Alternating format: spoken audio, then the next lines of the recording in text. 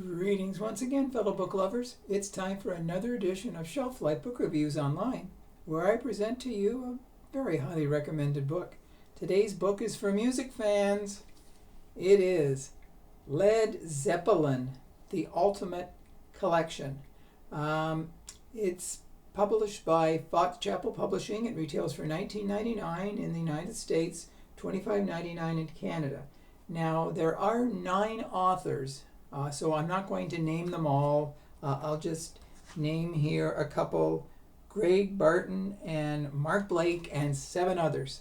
It is a book for Led Zeppelin fans. If you're a fan of Led Zeppelin, and I grew up with them, I remember their first album. I loved it, and I kept playing it. So, but if I have one critique about this book, is that it's very comprehensive, but the print is really not that big. So I know you can fit more in when you have smaller print, but for people who have eye issues, they might have a problem. I do have minor eye problems, so at times I had to look, but anyways, that's just a minor comment. The book in itself is a look at the history of Led Zeppelin. Of course, they began, they evolved from the Yardbirds. Jimmy Page was a member of the Yardbirds, and when they disbanded, he brought together Robert Page, John Paul Jones, and John Bonham, and created Led Zeppelin. They did take the world by storm. Now, there's been a lot of things written about the band, and there are some interesting things in the book, some interesting trivia. If you didn't know certain things about them, they're fascinating to learn. Led Zeppelin only really released one single, Whole Lotta Love, back in '68. Now, people think that Stairway to Heaven was an official single. Well, it really wasn't. It came off their album. And it became, it went to the top of the charts, even though it wasn't a verified single. It was album sales, really, that rocketed Stairway to Heaven to the top of the, top 40 lists.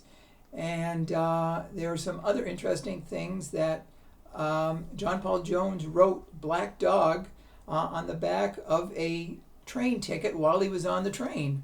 And so there are also other interesting things. The band... in the book, it talks about every single album, the inspiration behind some of the songs, the inspiration behind the creators of the songs, and just about their music in general, album by album. And they really were, one of the most popular bands of the 70s. Unfortunately, when John Bonham died in 1980, the band really was pretty well done. He unfortunately had issues with alcoholism, and they said you could say he drank himself to death, unfortunately. And after that, there was the search for a drummer to replace him, but it really was never the same, and the band really went through the motions after that. They did try a reunion to get back together, but it really was never the same. They do talk to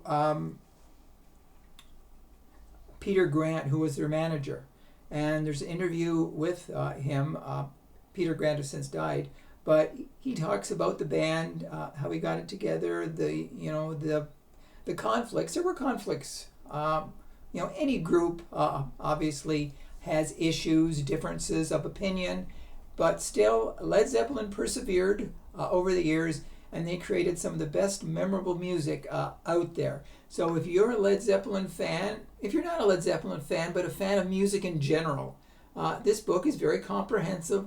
Like I said, even if the print is rather small in places, it's still a book that I would very highly recommend. So if you do purchase it, please let me know if you do agree with my review. So thank you for watching. I'll be back again with another excellent book.